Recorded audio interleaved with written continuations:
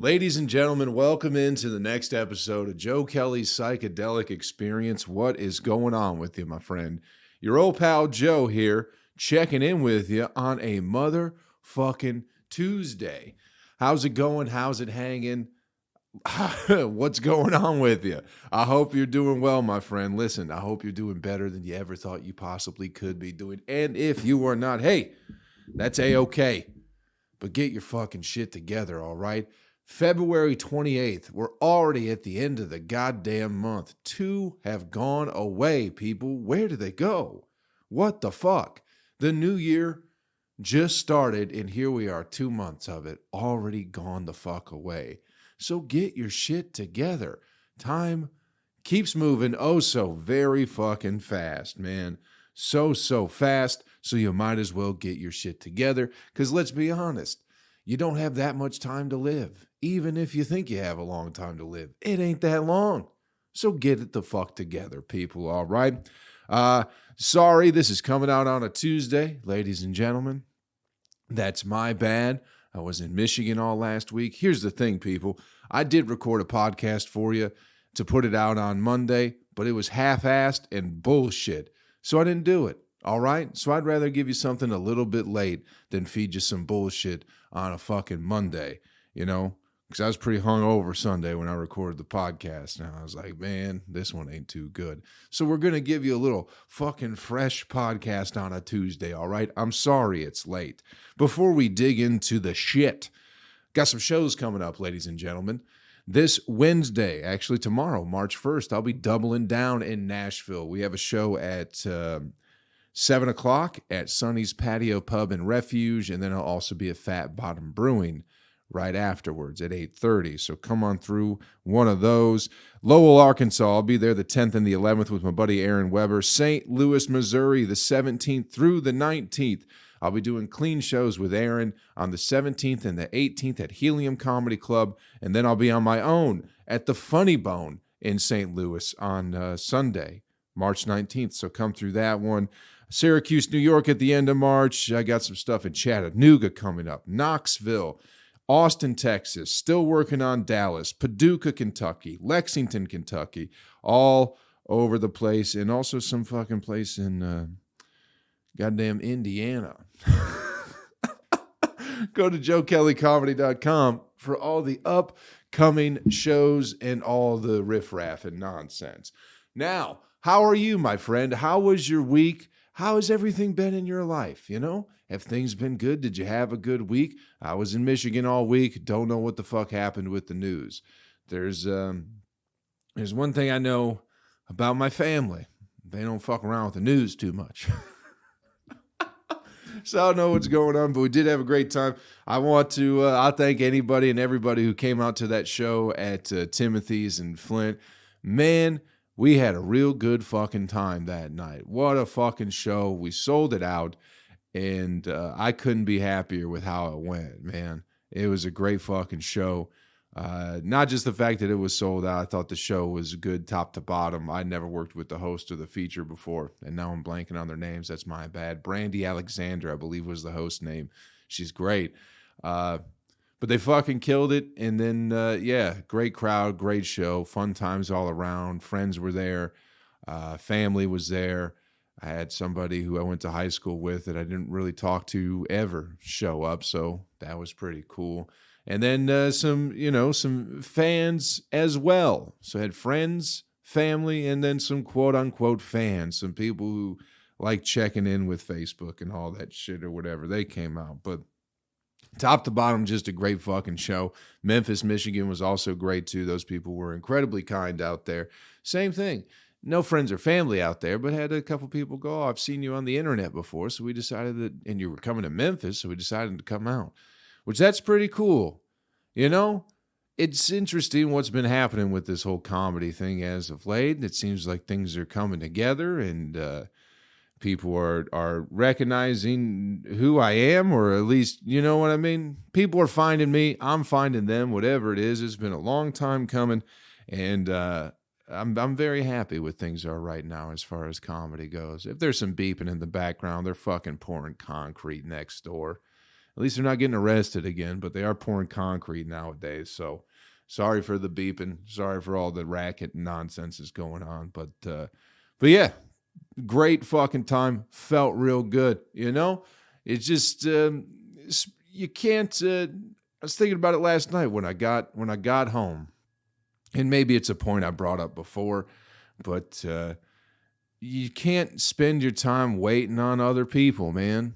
You just can't do it. You can't wait for other people to find you. You can't wait on other people to help you. You got to get out there and help yourself and put yourself out there, because no one's really coming, you know? And I've been guilty of it. I think I've had a good balance of putting myself out there, going after my own shit. I guess in life in general, I was going to say with comedy, but in life in general, I've always been out and about trying to make things happen. But, you know, even when I was booking my own tours and stuff like that, which I still do here and there, but back in like 2015, 2016, you know, and when I put out the album, it's like I'm doing all this stuff for me, but I hope somebody recognizes the work that I'm putting in. Somebody from the business, somebody from the industry, whatever it is, and comes along and they go, hey, we see you out here working. We see you working hard. Why don't we help you out a little bit? That hasn't happened. But what has happened is that just regular fucking jack off fucking people are going, hey, we see you working. And I go, oh, great, cool. You know?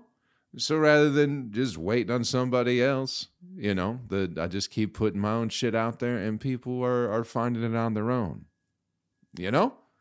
So life lesson, don't wait around for fucking nobody, all right? Because they ain't going to do shit for you anyway. Get out there and then that way when they do come around, I can tell them to get fucked, which I can't wait to do. You know, I hope I get everything, all my positions in place. And it seems like I'm doing an okay job right now, but I can't wait for somebody to come around and try and offer me help when I don't need it now. You know what I mean? Fuckers piss me off, gonna make me a monster. That's the goal, people. That's the goal. You keep showing up to these people's house and go, can I come in? Come on. I can do good things for you. And they go, nah, fuck you. We're busy. We got other things going on. And then the time's going to come where they're going to go, hey, why don't you come over? And I'm going to go, why don't you go fuck yourself? You should have let me in when I was trying to get in. Now I don't need you. Now I got my own fucking door. And guess what? You ain't coming in. You know what I mean? Very cryptic. I don't know what the fuck that means. But, man, Michigan was a great time. Michigan was an absolutely fun time. Spent a lot of time with family, hanging out, you know, just doing the damn thing, just drinking with my family, really. That's just what we do, you know? I had this realization this morning when I woke up. It's like, I kept on wishing we did something else other than sit around and drink together as a family. And I don't mean my whole family gets together. Usually it'll be like me, my mom definitely. She's been doing that shit for 20 fucking years, every goddamn day. She's a bit of an alcoholic. I'm beginning to think. But that's, you know, hanging out with my mom, my sister, we all just kind of have some drinks and chit chat and all this and that. And I kept wishing for the longest time that we did something else, but maybe I should just appreciate what it is and enjoy it, because I do enjoy it. The thing about drinking, I think with anybody, or, you know, with your family, anybody who's like a long-term drinker, it seems like it always goes from a point of having fun to it getting a little bit sad, you know? And those are the parts I wish we didn't have to go through. But at the same time, there's some people who don't have any family, who don't see their family, who don't do anything with their family. And, you know, what are we going to do? We're going to go on a fucking golf outing? The old Kelley's going to go on a golf outing? No. We're going to hang out. We're going to talk some shit. We're going to have a few drinks. We're going to laugh, and we're going to listen to music. That's what we're going to do. So I should just appreciate it. So, you know, now, after I'm gone, now that I'm back in Tennessee, I'm going, man, should appreciate it a little bit more, you know? But yeah, still a fun time, great times. I realized that a lot of my early life was filled with tragedy, you know? I guess I knew there were bits and pieces of it, but that was part of the drinking. Is like once we got to a place, we started talking about, you know, a lot of like sad shit.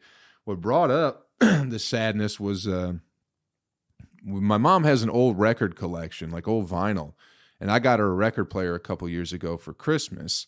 So they just kind of, those records just sit in the basement. And my sister was actually like, let's play some records. And it's like, okay, all these old records that we used to listen to when we were kids. Our mom would play for us when we were kids. We'd all just sit around the record player and listen to it. She had like some Disney stuff, like original audio books sort of thing, but on vinyl, you know? And there was one in particular. It's like a compilation of like pop music from the 60s and 70s or whatever. And we listened to that thing a whole lot, a fucking lot. I'm trying to think of the songs that were on it. Green Tambourine was the song that was on it. Red Light, Green Light, I think was a song on there. All sorts of like weird, not weird, but like just like kind of like pretty much now what I call music, but you know, not as shitty and as mainstream and as mass produced or whatever, I guess. But we're listening to it, and then my sister just chimes in. She's like, didn't Carl give us this record? And I was like, yeah. And then it's like, oh, Carl was a guy who worked with my mom years ago when we were very, very young, and she was a manager at Kmart. He worked at Kmart off Dort Highway in Flint. In case y'all are some fucking geography fucks, boy, if you go by there now, it ain't shit. But yeah, he either way, he ended up killing himself. We got that record, and I don't think we had anything. It's not like it was his last record, and he's like, "What have I done?" You know. But he ended up, yeah, he killed himself. And then we started talking about my neighbor Jeremy, who I've mentioned on here a few times. Grew up right across the street. He killed himself. His brother Dustin, he killed himself. There's just a lot of that going on. My sister's best friend, since they were like kids, like elementary school kids, maybe even preschool, grew up together, graduated together. The year after they graduated, she died from leukemia, you know. My grandma died, my dad's side, then he got cancer. And then my other uncle, there's just a lot of shit. I knew one of my mom's friends, another friend she worked with Kmart, a kid that I used to play with, got killed by a Rottweiler. So I'm not saying this to be like a fucking bummer or anything like that, but just reflecting a bit on it is I can see why I am the way I am a bit. Life has never been easy, you know. There's always been just fucking tragic events fucking happening over and over and over again. And they never go away. But maybe you just become more numb to it. Maybe that's what it is. I don't know. Is that normal for a child? I guess.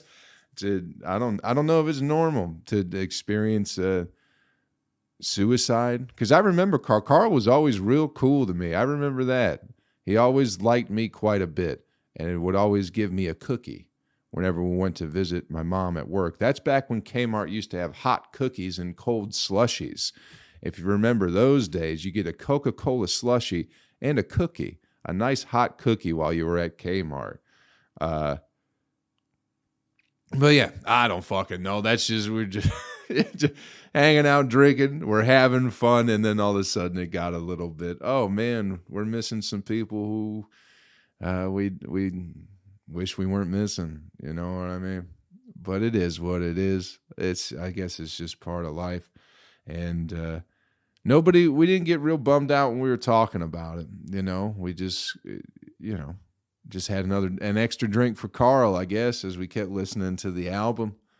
That's all we did, because what else can you do? You can't live in your life can't be a tragic fucking mess the whole time, even if tragic things have happened. I think that's where I read something that that's where a lot of alcoholism comes from, is people living in the past, which does make me worry about my mom. This podcast might not be that fun, people. You know, it's not always fucking sunshine and fucking spy balloons in Ohio getting blown up. Sometimes it's just trying to think about shit, you know? Because it's like, it's weird, because I think she is stuck in the past.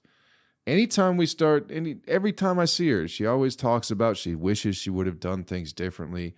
And I always try to explain to her that, well, you can't, but you can start doing things differently now, today. You know what I mean? Like, you can change your life. You don't have to, think about the times you fucked up when you were a fucking teenager. You know what I mean? But she lives in that world for some reason.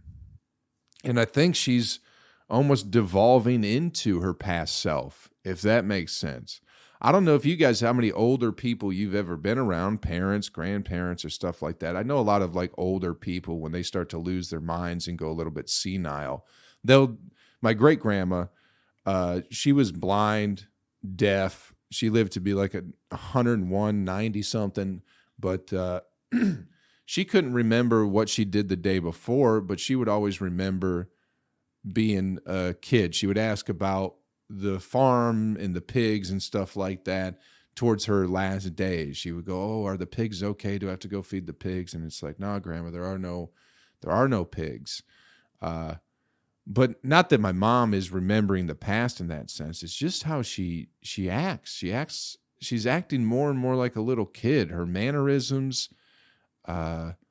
just everything, man. Everything about her is like, you're not acting like my mom anymore. And I don't know when that happened.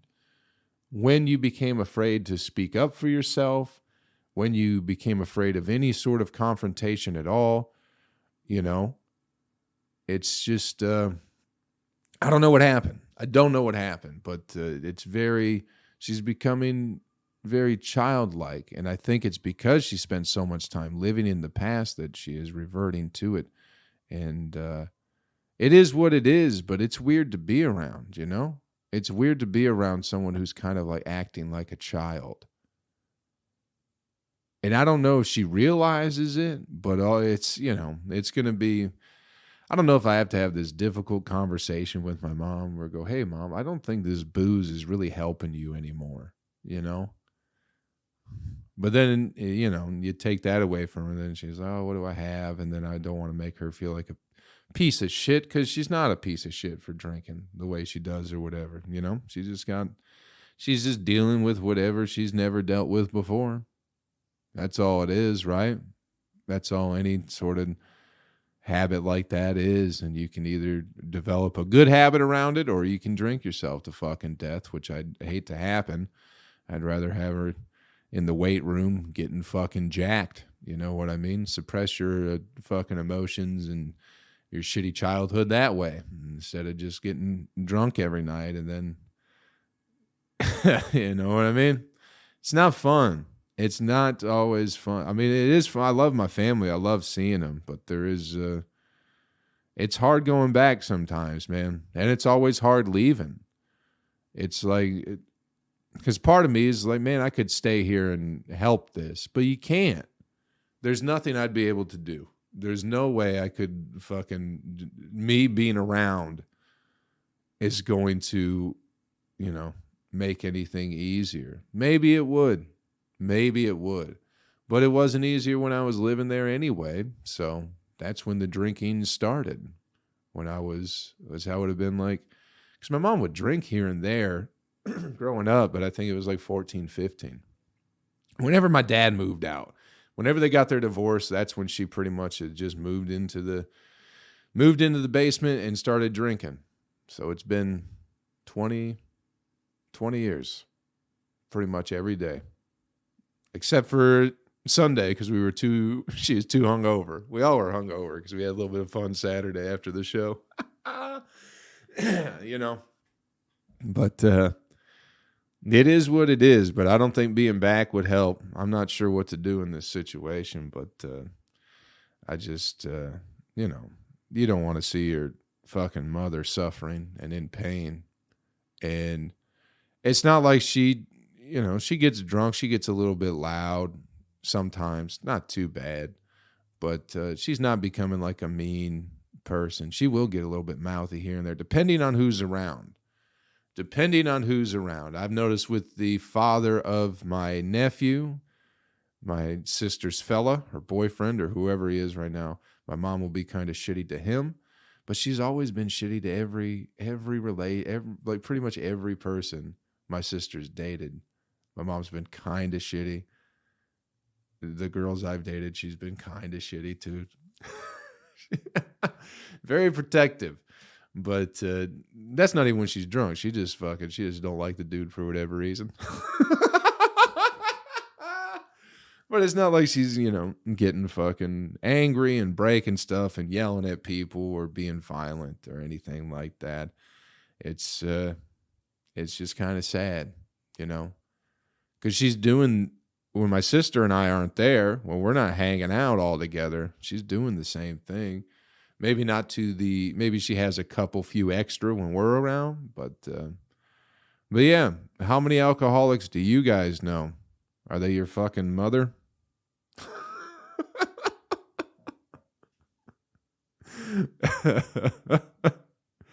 It sucks, but it is what it is. It's, it just let her live her life, I guess. I just wish she could find more meaning. I wish she could find meaning in anything that wasn't at the bottom of a bottle. That's more that has to do with it than anything. It's not that my mom likes to drink or does drink. It's what it's covering up. That's what kind of gets to me. You know what I mean? Because it's not like people are just fucking, maybe some people are. Maybe some people are just drunks for the sake of being drunks. Or it's the same thing with food, with anything we're indulging in, overly indulging in. It's all masking something, So you can't be too mad at people for just trying to deal with whatever the fuck they're trying to deal with. Because your dad wasn't around, because your dad left and you never met your dad till you were 15. So you're still pissed off about it, even though you shouldn't be, because you're just becoming what he was. You know what I mean? That's my mom's dad. My grandpa, he was just kind of a drunk asshole. And that was always like growing. It's like, oh, you're not going to do that. You're not going to do that. And then sure as shit, you spend so much time running from the thing that you become it. Instead of just forgiving and getting over it and going, listen, he don't know any better. Maybe he could have done better, but he didn't. So what? We move on instead of letting it fucking live with us forever. And now he's dead and you still hate him. I don't understand this holding on to hatred for people, man. I really don't. There have been people who I have disliked, and I guess this is more of a recent kind of revelation for me, though. But I can't hate somebody unless they have done something to me. You know what I mean? In the times that I've kind of have been angry or have hated people, whatever that feeling is, I kind of realized that there wasn't anything directly they were doing to me. It was, they weren't thinking about me. That's all it was. Most people just aren't thinking about you. Most people aren't trying to fuck with you directly. You know what I mean? They're living their life. They have their own interest in mind, and they're just not thinking about you. So how can you hate someone who doesn't even fucking think about you or know what you're doing? If someone directly does something to you, I get that. Then you go, okay, fuck you forever. You betrayed me. But sometimes it's like you think somebody's doing that, someone's out to get you or whatever it is, but really they're just acting in their own self-interest and not thinking about you necessarily. So It's like the hatred my mom has for her dad that she still holds on to even after he's dead. It's clearly controlling her, but it's like, it's shitty. It's shitty that he left, but like, it had nothing to do with you, I'm sure. He probably wasn't thinking about you at all when he left. He was probably trying to preserve himself in some way. You know what I mean? And I love my grandma. I love my grandma to death, but I could see why somebody would leave her.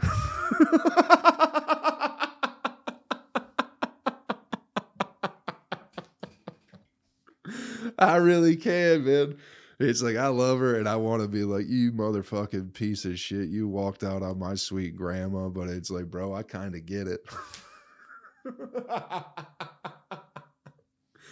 And I'm not trying to be a dick, but she's just difficult. She's difficult, and she's the sweetest lady in the world until she's not. She could turn on a dime, and you can see them fangs come out, dude. And my mom has that too. She's got the same fucking thing that my grandma does, and it's like, that's,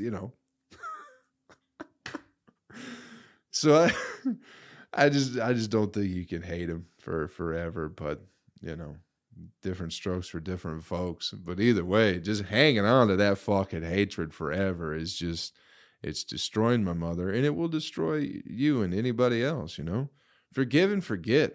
Move on, Most of the time, man, people aren't thinking about you anyway. They just aren't. They're thinking about themselves. They're thinking about how they can get ahead. You know what I mean? It's life. And just because you get caught in the crossfire, I don't think it's, you take the L and you move on. You can't, fucking 50 years later, you're still living in that same world of hatred that you lived in when you were a kid, dude. Like, what the fuck? Let it go. Move on. It's going to kill you. It's going to destroy your soul. It's going to destroy your mind. And then you're going to destroy your body in return for it, dude. It was a good week, but it's always a rough one going back, because you just want to see everybody happy. You just want to see everybody fucking happy, especially your family. And my sister's cut back her drinking quite a bit. She can still throw down like a fucking horse, though. We still have fun. But she's cut back quite a bit. She looks like she's in pretty good spirits for the most part. I hung out with my niece. I got to do a little babysitting with her. We hung out, had some lunch, talked, played some games. She was cool. Dad was cool. Nephew was cool. Grandma was cool. Mom was cool for the most part, but until it got sad. You know what I mean? And it just sucks, because you think you go back and be like, oh, maybe it'll be different, but it's been the same for ever since I left, man. It doesn't change, and I don't know what to do.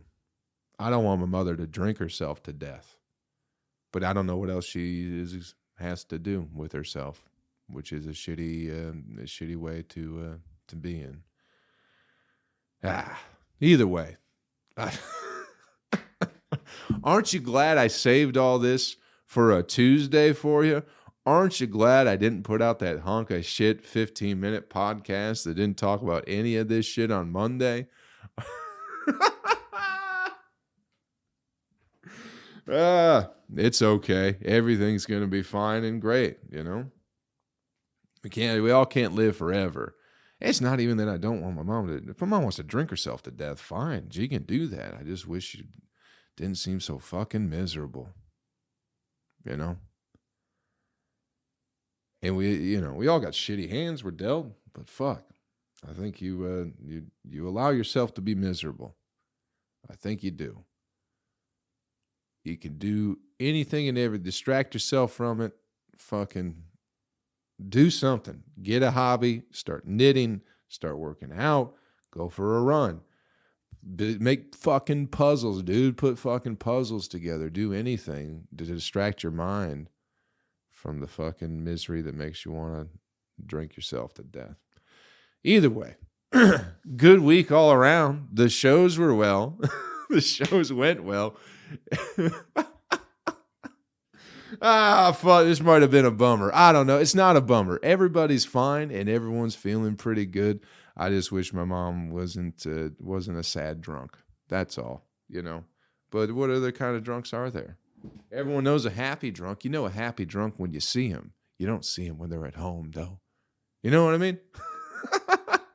Anyway, all in all, great fucking week. Good time being with friends.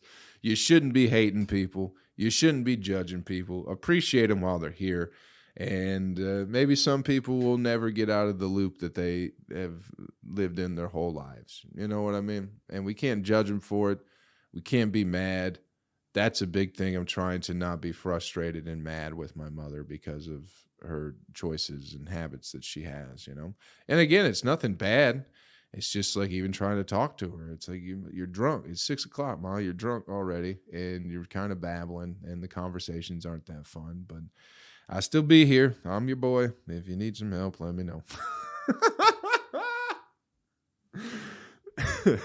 What do you do in that situation, people? I don't fucking know, man. I don't know. Nothing seems to be getting better. But, Anyway, let's get you the fucking animal video clip of the week and get you on your fucking way, shall we? Holy hell. What the fuck are we doing on Tuesdays, man?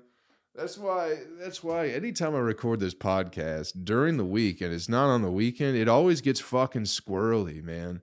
It always gets squirrely anytime we do this shit during the week. I think I'm going to have to stick with the solo episodes on the weekends. For some reason, those seem to go better and don't end up like this. And then do the have Monty in more often during the week or whatever it is. But either way, what the fuck happened? Oh, before we get to the animal video clip of the week, don't forget to join the Discord, ladies and gentlemen. Wait a second. There you go.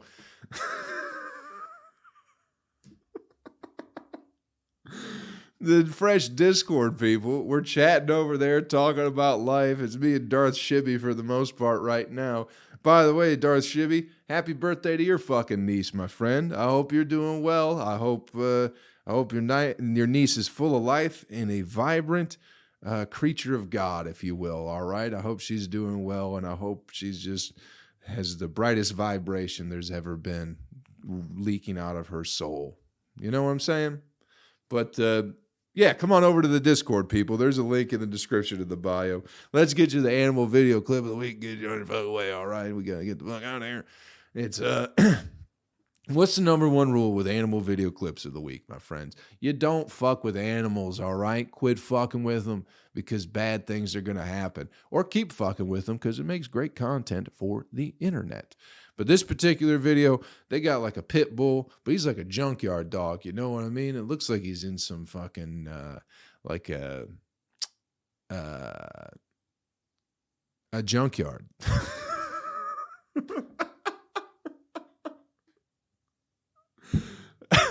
I was trying to come up with a different word for the description of the dog that I'd already said. But he's in a junkyard, mean pit bull, dirty pit bull, hasn't been bathed or loved in years. He's got a big chain around his neck, and some guy's just laughing at him because the dog's pretty aggressive and ornery, and he can't get to the guy. So the guy's like, ha, look at you being mad and you can't get to me. Well, that's only for a brief moment, and then the dog breaks the chain and lunges at the fella, growling, barking, biting. Dude drops his phone, starts yelling a little bit. It's a short video, but it just does my heart. It fills my heart with joy to see that happen, because you could have just walked by the dog and not fucked with it, but you had to stop and you had to fuck with it. So now you're getting bit by the dog, You could just leave stuff alone, people. I don't know why I think, most people do that, But there's always somebody who wants to go, I'm going to fuck with this thing. And then when the thing fucking gets the best of you, I certainly don't feel bad. It's a great video. What goes around comes the fuck around or something like that. You know what I mean? Just don't be fucking with animals or people just because you can. It's like when a little guy because he's a little guy. He's like, oh, no one's going to pick on me because I'm so little. So he starts fucking with the big guy. And the big guy don't, he's calm big guy. He don't want fucking no trouble with nobody, especially against the little guy. But the little guy just keeps pushing and poking and prodding. And then that big guy fucks him up. And then everyone thinks the big guy's a bad guy. But they didn't see the fucking little guy being a fucking sack of shit the whole time. You know what I mean? The point is just don't fuck with stuff. Don't do it. Leave things alone. And odds are good. If you don't fuck with a dog, you won't get attacked by one. That's pretty valuable life lesson right there, man. Out of all this nonsense that went through the podcast, I think we found a nugget of value where if you don't fuck with a dog, you can't get attacked by one. No one's ever told you that, dude. They don't teach you that shit in school. They should be coming to me instead of the Rockefeller Foundation for the Educational Program of America. Because I feel like I do a much better job than making these kids, slaves for corporations, which is the Rockefeller's dream, the Rockefeller family's dream, you know what I mean? But that's for a different day. Just understand that the modern education system was created by the Rockefeller family, and it wasn't created to help you succeed. You can figure out the rest from there. Hey, I got some shows coming up again tomorrow, Wednesday, March 1st. 2 shows in Nashville, Sonny's Patio Pub and Refuge at 7, and then we're doing Fat Bottom Brewing at 8:30. Arkansas, Lowell, I'll be there the 10th and the 11th doing clean comedy with Aaron Weber. St. Louis, the 17th and the 18th and the 19th. 17th and 18th, clean comedy with Aaron, and then I'll be at the Funny Bone in St. Louis on the 19th doing my own shit. And then Syracuse at the end of the month. Go to joekellycomedy.com for all the upcoming dates, if you wouldn't mind. Listen, thanks for checking out the podcast this week, everybody. I know this wasn't as fun as we normally have here. I'm sorry I didn't talk about my dick or balls or my cum enough. Somebody told me they tried to share the podcast with their friends and happened to show the Chunky Loads episode. And I didn't make any new fans that day. But either way, listen, I'll be back next week talking about cum and eating ass and fucking jerking off in my own mouth or whatever it is you find people want to hear. Fucking ripping my nipples off and shoving them up my ass. Whatever it is. But this week was, we'll talk about spy balloons and the fucking Illuminati and the Emmys being satanic rituals. We'll do all that again next week. But this week was, just, what it was. You were here for the fucking episode. You listened to it. Now we're at the end. I don't have to recap what the fuck just happened. We don't know what happened. I had a moment with you. All right? And if I can't do that, what the fuck else are we doing here? Be gone with you. Be gone with you. That's what I say. Thanks for checking out the pod. Please don't go anywhere. Thanks for checking out the podcast this week, everybody. Hope we had a little bit of fun here and there. Do me a favor. Before you get out of here, take care of yourself and take care of somebody else, and I will catch you around real fucking soon. Later. YouTube people, I don't know why I waved when I said later, because that was for the audio. I'm not saying bye to you. I'm still here.